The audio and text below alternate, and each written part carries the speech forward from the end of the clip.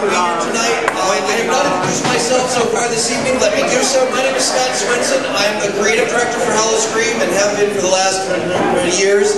And so tonight, what Robbi and I are going to do, Robbi and I have kind of co-chaired this event over the years, and we also have another one of the event's creators here tonight, one who was here at the very beginning, Lisa, who's hiding back in the shadows as she normally is. She's kind of creepy that way.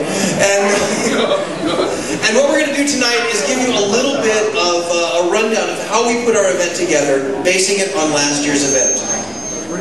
And I'm going to step back here. No, if I go that way, I'm right here, and that's not good. So many ways. Thanks, Robbi. That's so helpful. No, I'm okay. Good.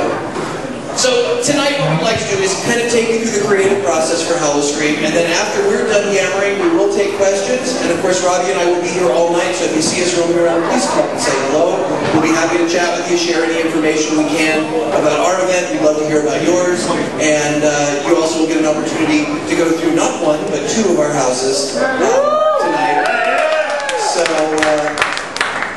So we're really pleased that we have the opportunity to share with you a couple of our babies. You already met some of our kids roaming around out there with the monsters and the demons and the zombies. How do they treat you? And the nurses! And the nurses, I have to mention the nurses, yes. All four of them. Both of them, sorry, both of them. That's what I meant to say. So, what we're going to do is we're going to start with... Actually, we have We're going to start with the first slide, which you guys have seen quite a bit of. No. Very good. So where does it all begin?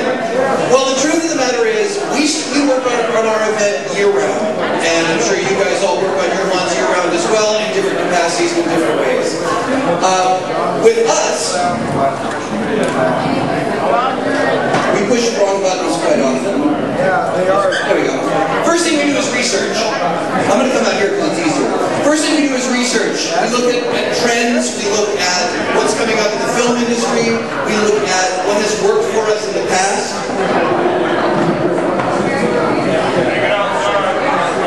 Basically what we do is we do focus groups, we talk to our guests and they tell us what has worked. And by doing this, what we've been able to do in the last 11 years of our event is to grow by leaps and bounds. As we basically continue to give our guests what they want to see, what scares them, what freaks them out. We also mentioned upcoming trends with looking at what's going to be hot in the upcoming year, and we can then base our individual houses on those trends. Like for example, last year, our event, the icon for our event was a vampire fashionista group, the House of Fame. And with the popularity of both vampires and runway fashion, it was kind of a perfect storm.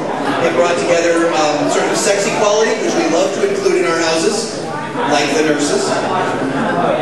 We also like to include things that are traditionally and recognizably scary at Halloween.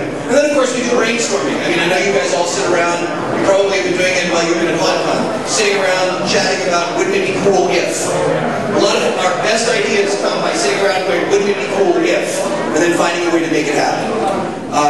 We've been very, very lucky to be very much immersed in the haunt community. When we started 11 years ago, one of the first things we did was get involved with the haunt community, with folks like Leonard, and we listened and chatted and gathered information. So keep that brainstorming going, keep that communication going, because that's exactly what's going to make the haunt industry grow. I know it's made us grow, and it's going to help each and every one of you as well. We then go to concept images. Now, a picture can paint 1,000 words. A picture is equal to 1,000 words. So basically what we try to do is we search the internet, we try to find what's going to work for us. Now last year, let me give you some examples here. Last year, we had things like, well, I found this image, which I absolutely loved. And that's what inspired Nightshade Toy Factory, which is one of the houses you're going to go through tonight. Nightshade Toy Factory is basically the most evil toy factory you will ever go through. basically taking toys and rebuilding them in hideous and sometimes partially human ways. Another image that was great was this one right here. Really has nothing to do with the event, I just thought it was kind of hot. No, that one actually inspired a haunted house called Delta Epsilon Delta, or Dead. And the Dead girls were all about torture. They would bring in their little brothers and torture them pretty much until they were indeed dead. So after we go through the concept images, we move on to venue floors. This is actually a written document that we use for every single haunted house and every single scare zone. This is the format that we use. We've developed it over the years, and it works pretty well for us. The idea behind it is we've divided it into columns, and I know these are really small, but the first identifies the room, the second is a narrative, or the creative of the room, the next is any scenic or special effects call-outs, next one's lighting, audio, costumes, makeup and props, and then finally a number of cast members. So in other words, in any room you can read either vertically or horizontally. If you're the lighting designer, you go to the lighting column and read down.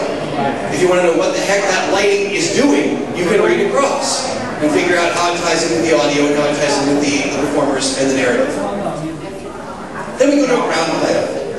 Now, a ground plan, the particular ground plan is for Delta Epsilon Delta, which is a house that, like I said, we did last year. And this makes certain that not only does the house fit into the space that we have, it also makes certain that it is ADA compliant. It also makes certain that we have all the proper emergency egress.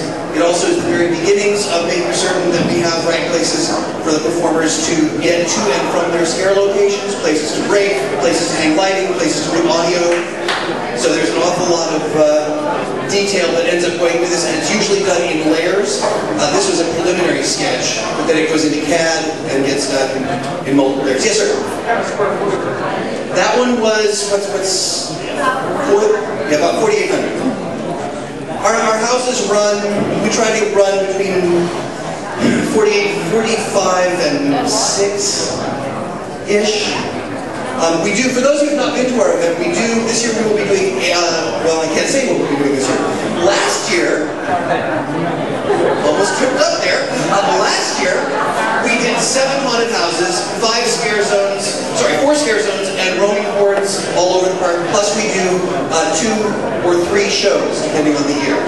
That's where our nurses came from. I thought sure he'd cheer for nurses. There you go.